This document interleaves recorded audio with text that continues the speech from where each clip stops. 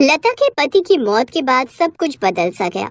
अब उसे अपनी तीन तीन बेटियों का पेट भरने के लिए घर की दहलीज लांघ कर भरी गर्मी बरसात ठंड में काम पर जाना पड़ता था। लता की तीनों बेटियां निशा, प्रीति और रुचि स्कूल में ही पढ़ रही थी जब उनके पिता उनको छोड़कर चले गए। अब घर की सारी जिम्मेदारी उसकी माँ के कंधों पर ही आ गई। दरअसल रौनक मजदूरी करता था और एक सड़क हादसे में उसकी मौत हो गई। अब लता ईंट की भट्टी में दिहाड़ी मजदूरी करके पैसे कमाने लगी, जिससे वो घर खर्च और अपनी बेटियों की पढ़ाई का खर्च भी उठाने लगी। ऐसे ही समय बीता। बढ़ते समय के साथ अब लता बूढ़ी हो चुकी थी। उसकी तीनों बेटियों की भी कॉलेज की पढ़ाई पूरी होने ही वाली थी, लेकिन एक रात अचानक उसकी तबीयत खराब हो जाती है और उसकी तीनों बेटियां उसे जल्दी से पास के सरकारी अस्पताल ले जाती हैं। अब इनको भट्टी में काम करना बंद करना होगा, नहीं तो इनकी जान भी जा सकती है। ये एक गंभीर बीमारी से जूझ रही हैं। क्या डॉक्टर साहब? नहीं नहीं, अब हम माँ को काम नहीं करने देंगे। 3 दिन बाद वो लता को लेकर घर आती है। लता बिस्तर पकड़ लेती है। अपनी माँ की ऐसी हालत देख तीनों बहनें कॉलेज से लौटते वक्त आपस में बात करती हैं। यार, माँ की हालत तो बहुत खराब हो गई है और डॉक्टर ने कहा है माँ एक खतरनाक बीमारी से जूझ रही है। अगर उनकी ये बीमारी हमें लग गई तो? तुम बिल्कुल ठीक कहती हो। अरे माँ की तो अब उम्र हो चुकी है और हमारे आगे तो अभी पूरा जीवन पड़ा है। नहीं नहीं, हम माँ के साथ नहीं रह सकते। बिल्कुल सही। ऊपर से हमें इस बुढ़िया की सेवा करनी पड़ेगी, वो अलग। और माँ अब किसी काम की रही तो है नहीं, अब वो हमारा क्या ही खर्चा उठा पाएगी। इससे तो अच्छा होगा अगर हम किसी अमीर लड़के से शादी कर लें। लेकिन अगर हम तीनों ने शादी कर ली तो फिर माँ का क्या होगा? उसकी चिंता हम क्यों करें? हमें तो बस अब अपने लिए अच्छे लड़के ढूंढने हैं। अब वो तीनों बहनें बन ठन कर रहने लगी और अपने कॉलेज के अमीर लड़कों को ढूंढने लगी। कुछ दिनों बाद उन तीनों को 3 अमीर भाइयों से प्यार हो जाता है और वो तीनों बिना समय बिताए उन तीनों भाइयों कुणाल, प्रियांशु और निखिल से शादी कर लेती है और अब अपनी माँ के सामने आती है। क्या है ये सब? माँ, हम तीनों ने इन 3 अमीर भाइयों से शादी कर ली है। क्या? अपनी माँ को बिना बताए ही शादी कर ली? तो बताकर भी क्या करना था? आपके बस की कहाँ है कुछ भी करना। अच्छा माँ, अब हम चलते हैं। तुम अपनी इस बूढ़ी माँ को यूं अकेली छोड़कर चली जाओगी तो मैं किसके सहारे जीऊंगी? ओहो माँ, इस दुनिया में बहुत से लोग हैं जो अकेले रह लेते हैं, तो आप भी अकेले रहने की आदत डाल लीजिए। वो तीनों अपनी बीमार माँ को बिस्तर पर पड़े हुए छोड़कर अपने ससुराल चली जाती हैं। ये देख लता फूट फूट कर रोती है। तीनों बहनें जब अपने ससुराल पहुंचती है तो उनकी सास उन तीनों को देखकर अपने बेटों से पूछती है, कुणाल, प्रियांशु, निखिल, ये सब क्या है? तुम्हारे गले में जयमाला और ये 3 तितलियां कौन है? माँ, हम तीनों ने इन तीनों बहनों से शादी कर ली है। ये तीनों गरीब हैं। अगर हम आपको कुछ भी बताते तो आप ये शादी नहीं होने देती, क्योंकि ये तीनों गरीब हैं। क्या गरीब है? अभी बात बढ़ाने से कोई फायदा नहीं, अभी इनको अपनाना ही ठीक रहेगा। रमोला तीनों का गृह प्रवेश करवाती है और उन तीनों को अपने अपने कमरे में भेज देती है। अपने कमरों में पहुंचते ही तीनों बहनें खुश हो जाती हैं।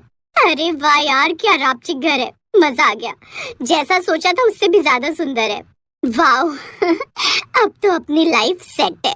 इसी तरह तीनों बहनें बहुत खुश होती हैं। अगली सुबह तीनों बहनें सज धज कर तैयार होकर आ जाती हैं। उन्हें देख उनकी सास, उठ गई तीनों महारानियां, चलो अब जल्दी से तीनों घर के काम करो। काम? हम क्यों करें काम? और क्या इतना बड़ा घर है, नौकर चाकर तो होंगे ही। कोई नौकर नहीं है, सब काम खुद ही करना होता है। तो फिर ये शान और शौकत क्या है? ये सब तो मेरे पति की कमाई का है, जो कि अभी विदेश में रहते हैं और वहीं से सब भेजते हैं। अभी तुम तीनों के पति कहीं नौकरी नहीं करते और ना ही कुछ कमाते हैं, और अगर तुम तीनों ने घर के कामकाज नहीं किए तो तुम तीनों को इस घर से निकाल दूंगी। ये सुनकर उन तीनों के होश उड़ जाते हैं और अब वो तीनों घर के कामकाज करने लगती हैं। हे भगवान, हमारी तो जिंदगी बेकार हो गई। हमारे पति कुछ कमाते नहीं है और जो सासू माँ है उसने हमें नौकरानी बना कर रख दिया। अरे तो चिंता क्यों करती हो, ये सारी जायदाद अपनी सास की है ना, तो हम यहाँ अच्छा बनने का नाटक करते हैं और मौका मिलते इनकी सारी प्रॉपर्टी हथिया लेते हैं। फिर समय आने पर हम इन सबको धक्के मारकर यहाँ से बाहर निकाल देंगे और फिर हम यहाँ राज करेंगे, राज। ऐसे ही कुछ दिन बीत जाते हैं। अब वो तीनों ऐसे ही घर के काम करने लगती हैं, जिससे उनकी ननद और सास भी उनसे खुश हो जाती हैं। फिर एक रोज, बहू, मैंने तुम्हें गलत समझा था, लेकिन तुम तीनों तो बड़े ही संस्कारी हो जो इस घर को अच्छे से संभाल रही हो। माँ जी, ये सब तो बस नाटक है। एक बार आपकी प्रॉपर्टी हमारे नाम हो जाए फिर हम आपको अच्छे से मजा चखाएंगे। तीनों ही बहनें अपने मन में ये बात सोचकर बहुत खुश हो रही थी। उधर उनकी बूढ़ी माँ इस हालत में भी खुद ही मेहनत करके सड़क किनारे मिट्टी के बर्तन बेचने लगी और अपना गुजारा करने लगी। ऐसे ही समय बीता। एक रोज लता नदी किनारे काली मिट्टी खोद रही थी तो उसे वहाँ एक संदूक मिला जिसमें कई सारी सोने की मोहरें रखी हुई थी। वो सभी मोहरें देख वो बहुत खुश हुई और उन्हें लेकर घर आ गई। इतनी सारी सोने की मोहरें, अब मेरी किस्मत बदल गई। इसके बाद लता कुछ सोने की मोहरें बेचकर एक बड़ा नया घर खरीद लेती है। साथ ही एक बड़ी गाड़ी और ड्राइवर भी रख लेती है। साथ ही एक बड़ा सा रेस्टोरेंट खोलती है जिसमें कई कुक रखती है। ऐसे ही एक रात, देखो बहनों, मैंने वकील से संपत्ति के पेपर बनवाए हैं जो हम तीनों के नाम हैं। अब बस किसी भी तरह हमें इस पर माँ जी के अंगूठे के निशान लेने हैं, जिसके बाद ये सारी संपत्ति हम तीनों के नाम हो जाएगी। बिल्कुल ठीक कहा तुमने। चलो अब चुपके से हम माँ जी के कमरे में घुस जाते हैं। हाँ, इस वक्त वो सो रही होंगी, यही सही समय है उनके अंगूठे के निशान लेने का। फिर जैसे ही निशा अपनी सास के अंगूठे का निशान लेने लगती है तभी उसकी सास रमोला उसका हाथ पकड़ लेती है। ये इतना आसान भी नहीं है जितना तुम समझ रही हो। तभी उन तीनों के पति और उनकी ननद भी वहां आ जाती है।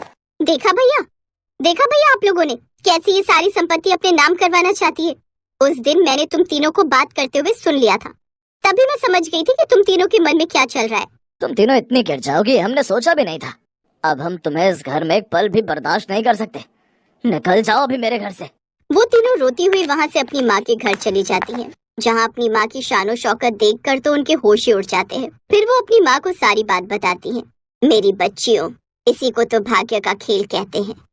तुम सब ने जैसे कर्म किए उसका वैसा फल तुम्हें मिल गया। इंसान को अपने बुरे कर्म का फल इसी जन्म में भुगतना पड़ता है। तुमने अपनी माँ के साथ बुरा किया और भाग्य ने वही खेल तुम्हारे साथ भी खेला। वो तीनों अपनी माँ से माफी मांगती हैं और लता का दिल भी तो आखिर माँ का दिल है, तो वो उन तीनों को माफ कर देती है। अब वो तीनों अपनी माँ के साथ रहकर और उनकी खूब सेवा करने लगती हैं।